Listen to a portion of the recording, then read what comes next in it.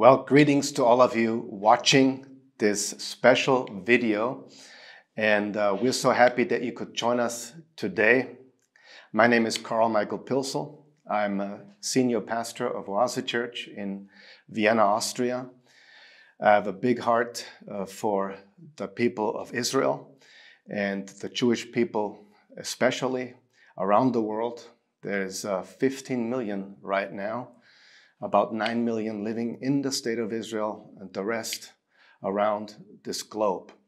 And it's, I think, also as believers in God and as Christians, our great responsibility to be with the people of Israel, with the people of God, the Jews.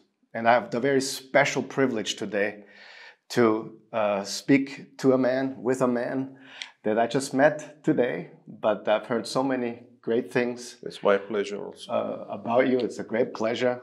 Chaim Sharvit. Yes. Did I say that correctly? Yes, that's my correct. Chaim Sharvit. And I want you to just tell us in the beginning, what is your background? And you were born in Israel and you live in Israel. Yeah, my connection is that I'm born in Israel. I'm Israeli Tzaba, what we call. Okay. I was serving in the army 6 years. I was major in the Israeli army in special team, what we call Sayat Matkal. And then after that, I used to work for the government. Yeah. And then I am Israeli patriotic. I'm doing business and also try to support my country. One of the things that I did like a private person, I used to have a security company and I make some private investigation. I was founding, it was 96, I make investigation against two banks in Switzerland, UBS and SBC, the biggest banks, to see why and what they did with the money of the Jewish people put before the Holocaust.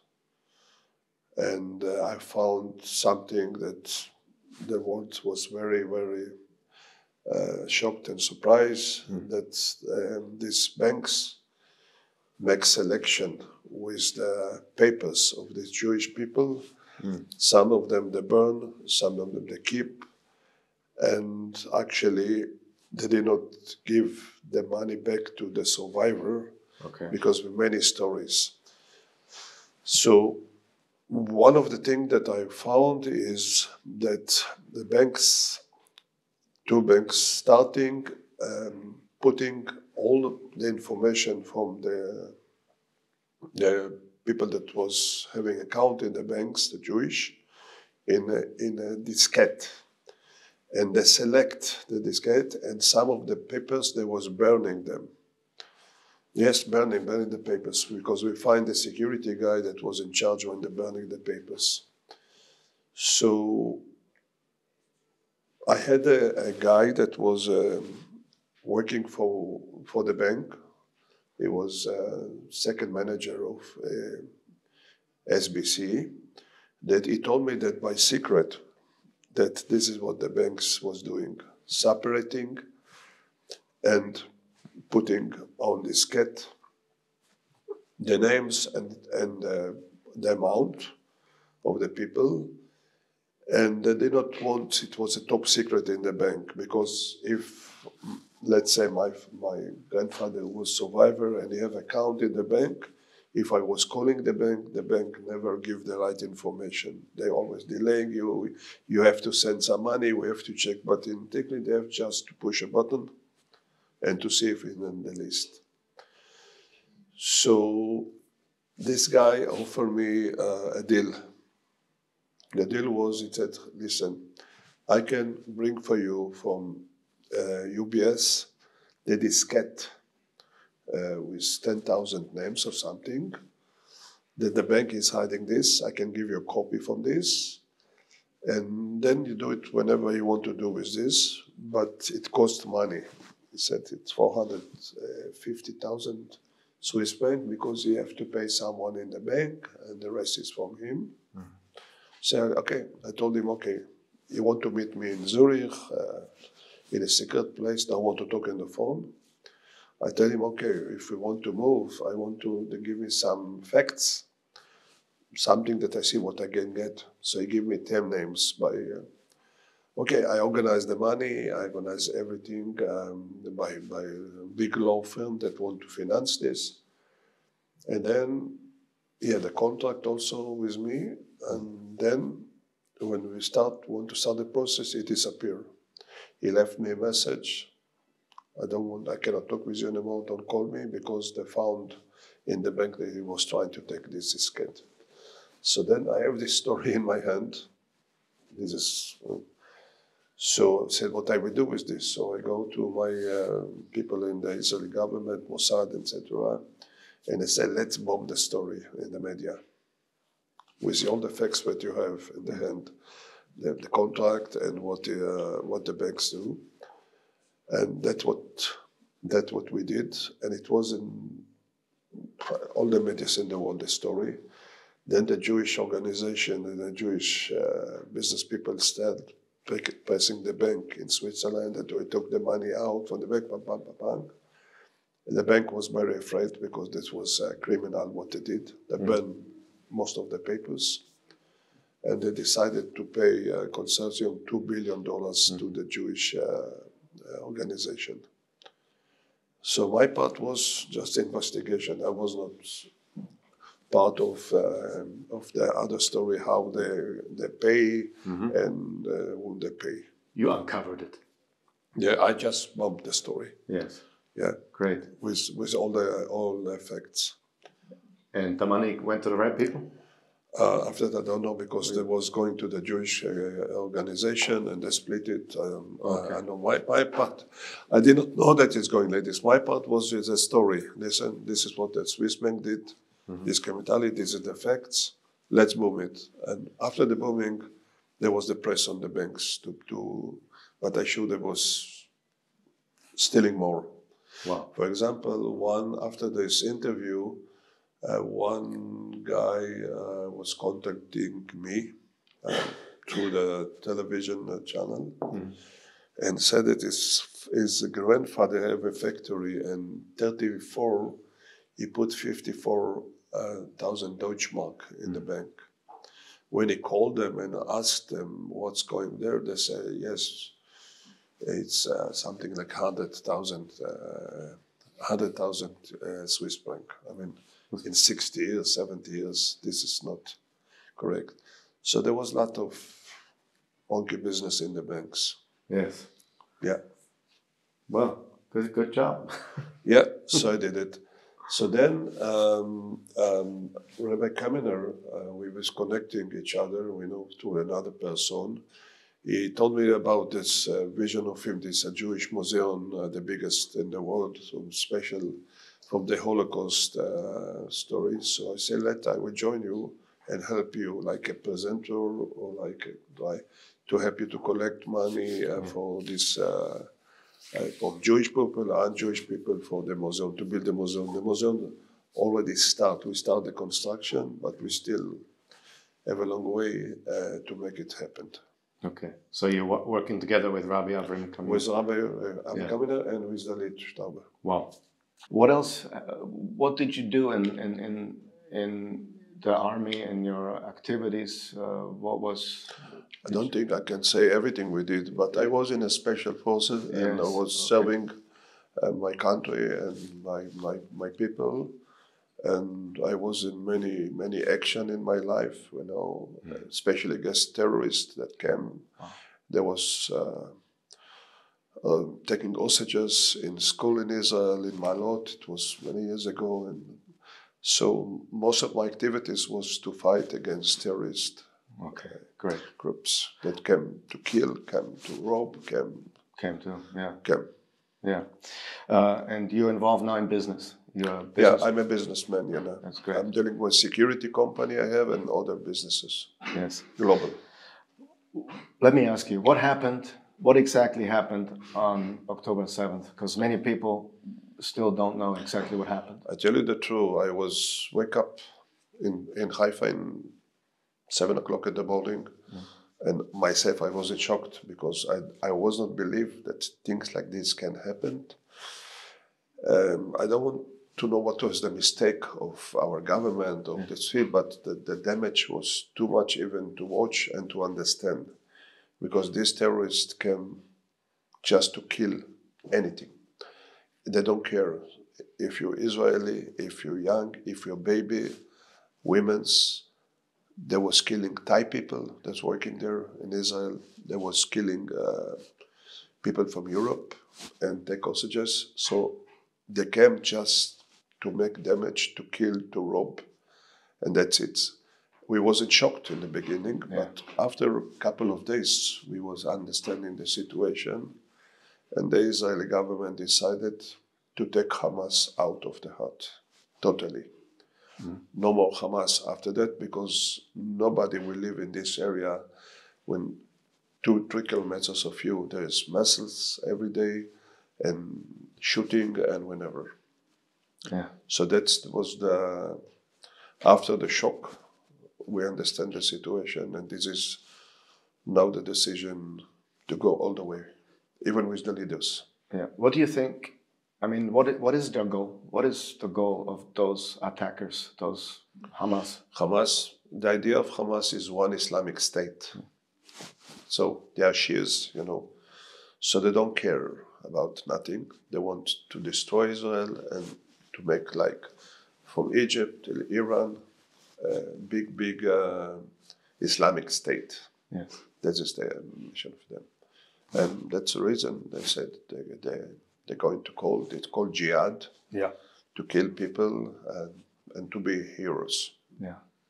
So, create one big Islamic state worldwide. Yes. Now there's about 1 billion of them, right? Yes. And I think it's also alarm signal to Europe to know what's going in the backside of the Europe. You see the demonstration in London, 500,000 people, in Paris and Belgium or whenever. It's crazy. So this is a big alarm from all the world. Yeah. I understand, I believe I understand the goal of Hamas and the goal of these terrorists, Islamic State and all the other, Hezbollah, and there's many of them, They're supported by the Iranian, all of them. Yes, obviously.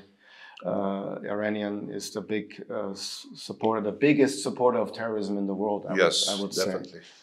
I understand that, but what leaves a question in my mind, and I'm sure also in yours and many other people, how is it possible that the Israeli intelligence could fail on such a massive scale and be surprised by this?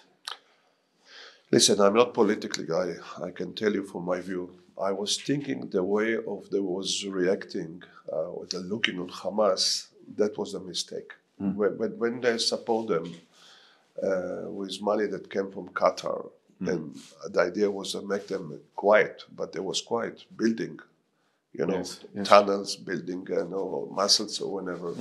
So that I think was the mistake. And now we realize that it was a mistake, but when it was a little bit, never was quiet, but always we was buying quiet for 1-2 years, and that's it. Secondly, the mistakes of this, I don't understand. There was 90,000 people from Gaza working in Israel every day. We support them with food, the gasoline, everything coming from Israel. Yeah. So they destroy now everything. Even Israeli government decided no more workers from Palestine. They bring from Cambodia, Thailand, whenever. But not from Palestine. Yeah. Hamas will not be anymore in this area anymore. You're convinced? This is the way, to go all the way. Israel will eradicate Hamas? All the way. Everything. Even with support of the world or without support of the world. Yes. So you think this will never happen again? I think if we take it out, the Hamas, and we take them, even the leaders, it will not be. I don't know who will be responsible in Gaza after that. Yes, but of course Hamas will not be responsible anymore. But the children or the young people are being indoctrinated with this ideology. They are growing up believing Israel is evil, Jews are bad. Yeah. You don't think something will come? No, but I think if you take maybe let's say 50-60% of the people there, they want to live. Yes. They want to work. They want to bring food home. They want health and life. But the leaders of them, they are in Qatar, living in the palaces.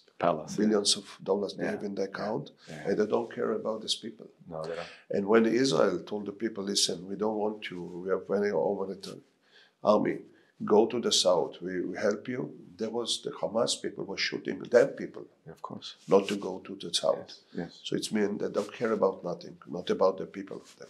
Using people like a shelter, using hospitals like a shelter for them. So this is not even human being, and it's against the people of them. They're using them as human shields. Yes. And they actually want to show this in the media, I believe. They want to, even their own people, they want Israel's people dead, but they want even more their own people dead, so they can show the media how bad Israel is. You always have to see the other movies that we have, and our military spokesman speak every day and giving directly. There was a story that there was said that when the war that he was attacking by missile one of the hospitals, but in fact that was them that attacking by mistake. One missile was on the hospital, but all the world would say, "Wow, we are attacking." But when we bring the proof, and the American bring the proof, they changed the picture. Yeah. Yeah. Now, how would the former Prime Minister Ehud Barak, under whom you served, right? He was my commander in the army time, but he's not in politically more than 20 years, so he's not acting now politically. 16 years is... Would the situation have been different under his leadership, or what would have been different maybe? Listen, always we have the enemies, Israel, if you look to history, so in this time there was a problem of the Palestinian and Lebanon. So he was the one that bring back the army for Israel from Lebanon to the border. So this is different. But in the last 16 years, we have one prime minister. And my side is responsible because he's the prime minister. Yeah, you hold him accountable. You hold him responsible. Of course, he's a prime minister. Yeah. You have to know what's going on. How do the people feel about him right now? They're not happy, let's say. That's not happy. But they don't. We want to leave it after the war. Now we have to be together, strong, which is not to talk politically now. Which is very. Now very we have hostages there. We have a lot of soldiers there. There's around 400 soldiers killed already. So it's not the time to talk politically. Yeah. So the unity of Israel is fantastic. Yeah, fantastic. We have a great people, great nation, strong, and of course we'll be successful in the end. It will take time. Yeah. It will take time, but the job will be finished. It will be successful. No Hamas will be there in Gaza anymore. And then we'll talk politics again. Yeah. I understand. Yeah, that's good. Yeah. Now, you already answered part of this question, but how did a terror organization like Hamas become so powerful? Again, I'm not politically and I'm not analyzed about, but as far as I think we didn't read the map well, because the problem was the supporting with money from Qatar. The Israeli government agree with the Qatar that through Israel they will get every month, I don't know, 30-40 millions. And the idea was that maybe it will make them quiet, not to fight, and they use this money to build Gaza. But on the other side, we see the reaction. They was using that for other things, and that was the big mistake. Yeah. Now, you said that you are sure that they're going to eradicate Hamas. What must Israel do after that? Well, how long will it take for this job to be finished, and what must happen? And what about the civilian casualties? I tell you, when you're fighting in urban, like Gaza, I know very well Gaza from background, is very tight, and you have to be very careful. You're going to go very fast. You have to go slow, and also you have to not to try not to hurt the civilian. So it's very, very, you have to go slowly, part by part by part. And don't forget that we have hostages there. So we have to be also careful when that they will not, and not all of them together. So you have to know that maybe something can happen to them. Yes. So this is very, very, so I don't think it will finish, not in 1 week, not in 2 weeks. It's a couple of months. Couple of months. Yes. But not years. If you want to clean everything, it's a couple of months. Couple months. Definitely. Yeah, but not like years, but just a couple. No, couple of months. Because, you know, in the end, you know, we have big press from the world also. Yes, yes. And the support time is limit. But we supporting by the American, it's the most important for us. Yeah, but what also is so exceptional about Israeli defense is that they don't want to kill any civilians. They don't want to kill children. We're very careful.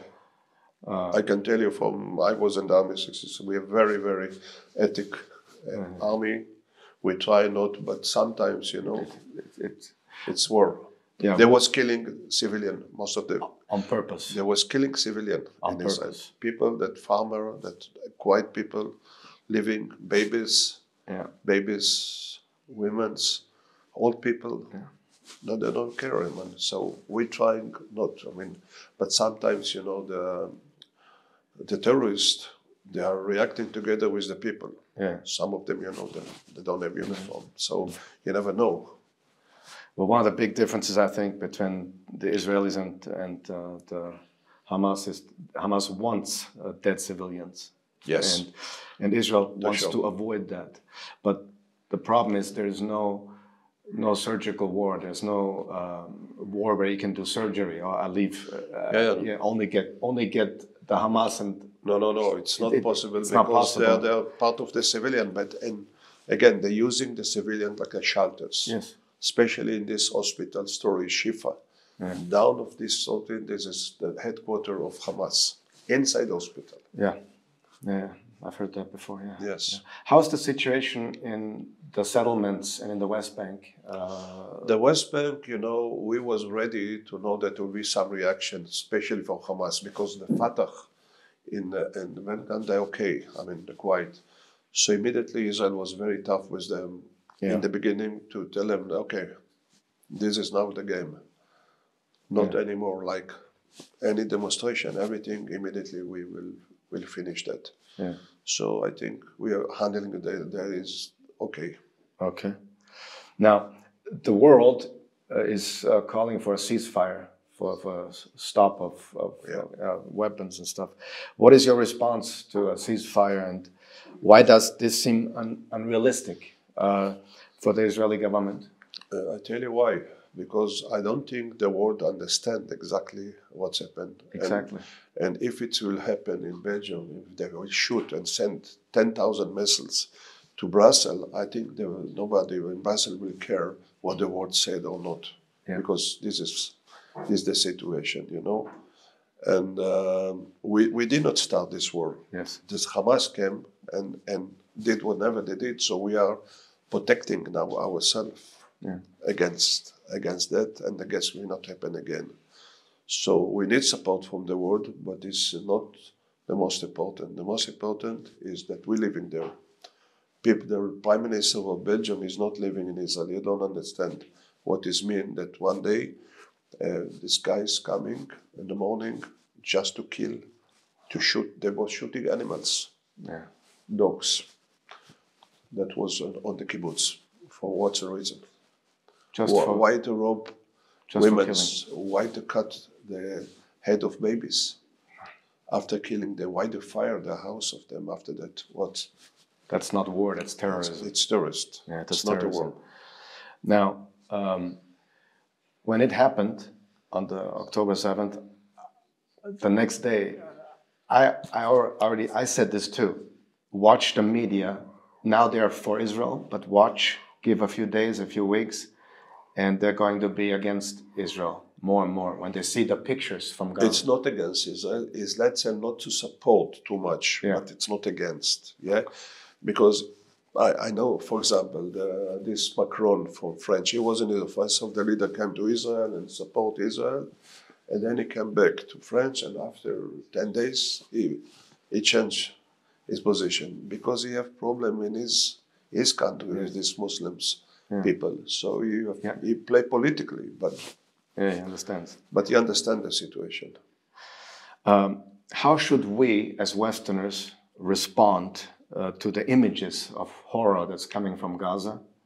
Help the people to understand how we should respond to that, and on whose hands is the blood of the victims in Gaza? On the Hamas?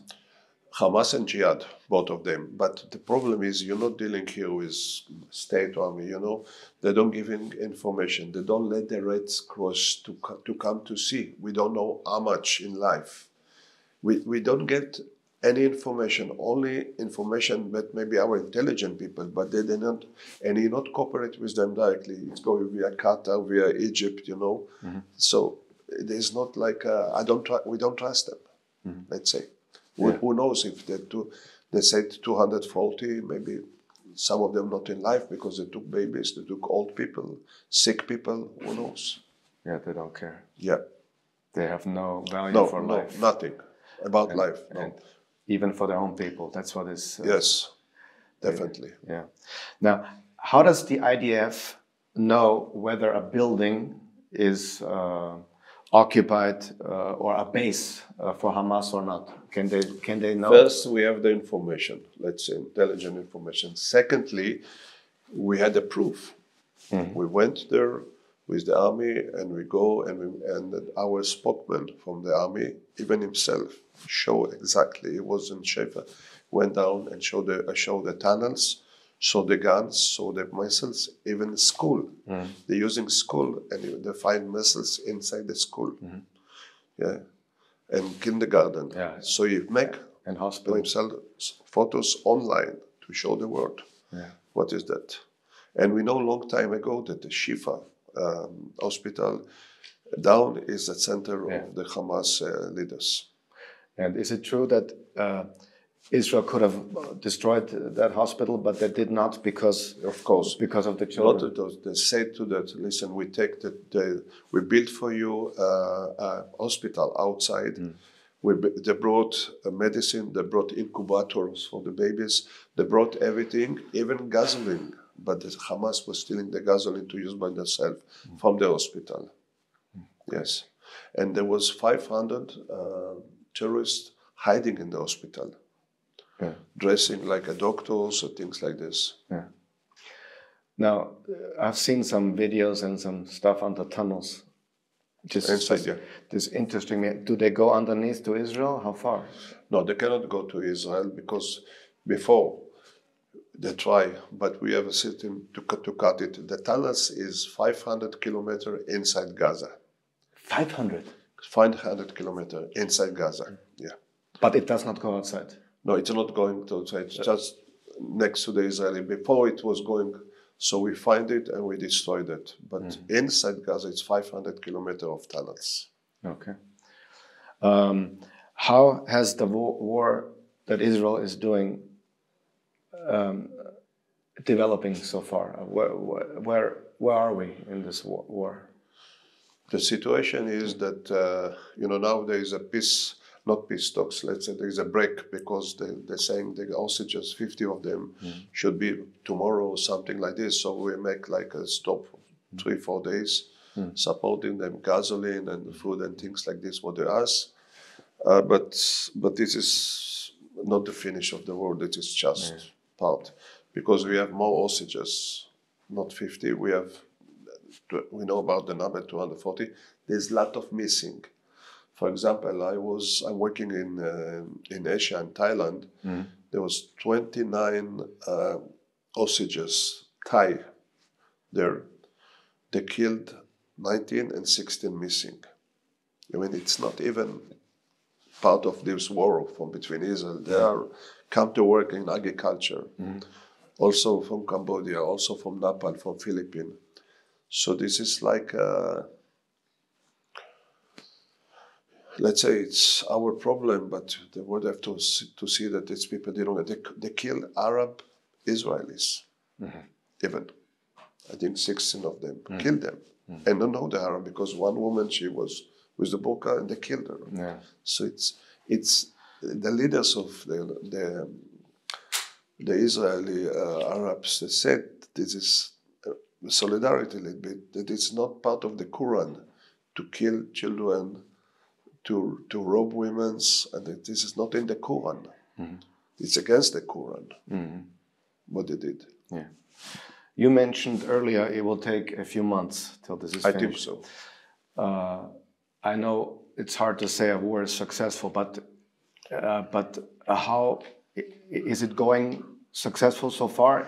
So far, yes. So far, it's going the right direction. Yeah, we're going, but I tell you, it's a long way. It's very sensitive. You're in urban city like Gaza. It takes time. Yeah. Because they are living there. They know every part. You are coming, so we want to save our soldiers also.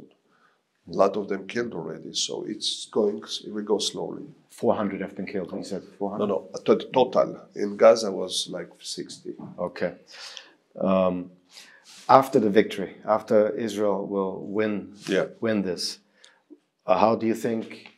What will Gaza look like? What will Gaza be? This is a very good question. Who will hold Gaza? Because I think the Israel don't want to hold it, but they have to keep it to know who is going to be there. The next, but definitely not Hamas. So I think we will hold it a little bit and then we'll see. Because it's very strange. All these Arab countries, nobody wants to take it over. Not Egypt, not Jordan, Syria. Nobody wants the Palestinians.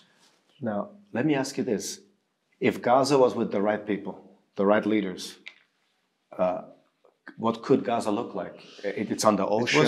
It was. I remember myself, let's say 40 years ago, people was going to make shopping in Gaza.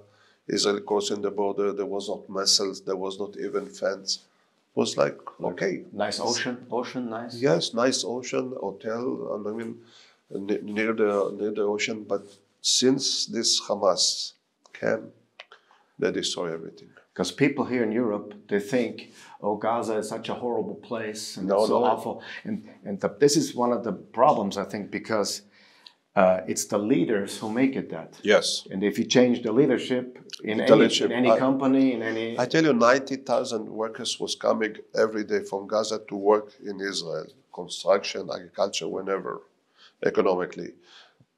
I think 120 trucks every day from Israel with food and everything going to Gaza. We support them with oil. So it was can be for them good. But, the leaders thinking differently, they're not living even there. They're living in another world and send the people. Well, maybe I'm too simple in my thinking, but if there was good people leading it, it could be like a paradise. Yes, definitely. It's on the Mediterranean. We can help them to build a port, an airport. We said there was a lot of ideas to make it like a free zone or something. But with whom you talk? With people that want to kill you. So you cannot negotiate with terrorists. Nothing. You cannot. And this is what the world does not understand. Yeah.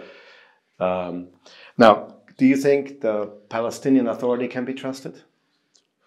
Listen, the PLO, it's differently. They are not, let's say, they're thinking about Palestine, this history, but they're not fanatic like Islamic. And they're not supporting from the Iranian or whatever. So, but this leader is too old. I mean, Mahmoud Abbas. Too old, and he don't have the power. Maybe if there will become another generation, so that will be another story, but not him. Okay, so there's a difference, you think? Yeah. Now, you mentioned that the Hamas leaders don't live in Gaza, they live in Qatar, in Most of them, yes. In Iran, and elsewhere. How do you think Israel can put an end to Hamas with the leaders living in palaces somewhere else? Don't worry, the leaders is the same. The fighter of Hamas in Gaza and the leaders the same. They have not to be here because they are supporting. Okay, but if they stay living... Don't worry, everybody coming this time. And they know that. Yes, they know that. Now, is Hamas a threat to the world outside of Israel? Will there be an increase in terrorism worldwide, you think? Worldwide, no, but here and there, just want to see it like supporting. I mean, they're supporting Gaza, like they make demonstration, or they try maybe to attack one synagogue, or they put signs. But I think it depends on the countries. For Germany, it was very tough with them. Also in Austria, many countries, but they have still groups, different places in the world, and they say they will do something against Israeli embassy or against Israelis, the traveling or something like this. I think the world needs to understand how important it is that Israel wins this war and that Hamas is eradicated. How can we help the people understand why it is so important for the world that Hamas is gone? Because you can see, that this Hamas, the ideology of them is not to live in peace. They don't want peace. They want, the dream of them is again, it's one Islamic state with the Islamic solution that the women will go with this burqa and all these habits. That's the vision of them. And that's what the new generation go with this. Because let's say when they're coming to Europe, they're growing very fast. Because regular family, let's say it's 2 children, 2 or 3, maybe, they're coming 6, 7, 8 years. So they're growing very, very fast. And always they feel like a community inside the country, So there's some places, for example, in French, that people are afraid to go, even Jewish people, because also the anti-Semitic and it's not safe for Jews. It's not safe. Some people say Germany is not safe for Jews either. And depends. We already talked about the goal of Hamas. Are you familiar with the Hamas Charter? With their goal? You mentioned that already, about having the Islamic State worldwide. Yeah, this is the vision of them. But isn't that the goal not just of Hamas? All these extremist terrorist organizations, right? Yes. Whatever their name is, it's no jihad and some. I think the PLO is a little bit different. Okay. Yeah, PLO want Israel like a Palestine or to make, but they said something else. Okay. They say one Islamic State, almost maybe one day all the world. How can it be prevented that the next generation of Palestinians become also terrorists, the ones growing up? If you see the schools of them, movies from the schools, and which books they have, so you understand, they grow them very Israelis, Jewish, we have to be killed. They are animals, whatever they call it, and that's what they studied since they're in the kindergarten. Well, I know what you're saying is true. You see the books of them. Yeah, I know what you're saying is true because I was in Hebron and just looking with my friends, with my son and my friends, and we had kids come to us screaming against Israel, yelling against Israel. And today, it was just out of nowhere this happened. It was very weird. It felt very strange and didn't feel good. In your opinion, why is the media in much of the West against Israel, or are they against Israel? What do you think? As again, I don't say they're against Israel. They don't understand the situation. So what they're getting the information from, let's say, Al Jazeera, all the things, what's happening from one side. Yes. But when you're coming and show them what's going from our side, or even just give them some information, some movies, so I think they understand. But they have to support politically the country of them, because like the French leader, he was one of the first that came to Israel to support us, and then he changes his mind, talking differently, because they said that we're killing civilian there. Okay, civilian killed because it's a war, but it's not our reason to kill civilian. We did not come to kill civilian. Israel tries to kill us. The Hamas, Hamas, they came to kill civilian. 1,400 civilian was killed by them. It's totally different. Especially this music festival.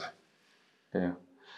Now, do you think a two-state solution is even possible? I don't know. With events, we will be the leader and we will be the party. Because, of course, with this Hamas and Jihad, no way. But it's been tried by every American president, or many of them. It's not working, because if the idea of them is not two countries, it's to one country, our country, to take and to destroy. So how you can talk with? That's what I think. I don't. No, there's no way. I don't think it's possible. It's not possible. Because if they say from the river to the sea, basically Israel has to be eradicated. Yes. How can you have two states? No, it's not working. Not at this time. Maybe in the future we'll see what's going, but not. But do you think the politicians understand this, or they just the Israelis? No, like let's say American presidents or other president leaders. There's a vision of them. A vision, but it's just a vision. But it's practically it's not work. You think it's fake? Is there? It's not fake. Maybe it's to show the world they are involved or something. But I don't think so. Yeah. Yeah. Will there ever be peace? It's a good question. Since I was child, they was telling us, when you be 18, you will not go to the army. They will not need the army anymore. Now 75, and we need so. Yeah. Who knows? What would have to happen for peace in that area to happen? It's a good question. I think it depends on leaders. But on the Palestinian side. The Palestinian side, not the Israeli side, yes. Because you cannot deal and talk with this, not with Hamas, not with Hezbollah, because it's not having anything basic to talk about. Yeah. Let me ask you one more question. Yeah. How are the people of Israel doing right now during this situation? People like you supporting people that cannot go to the army. They support with volunteers, donation, doing. We have very strong. Is there fear? People. Is there fear? The feeling, support, and we have big solidarity. Even the problem was a big solidarity. Not afraid, but people was in the beginning worried. But we trust our army, and we know that we have to be very strong in this area. You said earlier that Israel will finish this without help of the world or not, right? Yes. But how does it feel for Israeli people when so much of the world is now more and more against, or not against, but not supporting? How does that feel? I don't think that people are dealing with this, because the people what is dealing, it's what's happened in the 7th of October. Yeah. It's still very fresh. They're focused on that. Focus on that. And we know the only way is to kick them out from there, because all the people in these areas will not come back if they're not in the border against missiles or shooting or whatever. That's the goal. One last question. How can we help as outsiders? Supporting. Putting the real stories. There's a lot of movies that are running, showing exactly what they did, and to understand that our army is a very ethical army. We don't come to kill civilian. We want just to protect our country. We did not start 7 October. They start with us. Yeah. So we was defending ourselves. I know. Yes, that's it. Yeah. And a lot of fake videos out there. Lots of fake running. Well, I want to do everything in my power, which is limited. I appreciate that. To support Israel, it's big. We need support. And that's from what the people, from the nation, from countries, to understand the situation. That's why we've done this interview. And we invite them to come and to see the damage, what these guys did. So when you see with your eyes, you understand more than just someone sending information on the air. Well, thank you so much, Chaim, for this interview. It was great, and I learned a lot, and we will continue to support Israel as much as we can. Well, it's great that you stayed with us till the end, and I hope you find this interesting, but not only interesting, I hope it stirs your heart, and I hope with all my heart that you will support Israel in any way you can, in the way you speak, what you promote, that you don't share the wrong kind of information. It's really about the right information. It's about the truth. And we stand for the truth. We stand for the Jews, the people of God, for Israel. And we will do whatever we can to support this endeavor. Thank you. God bless you.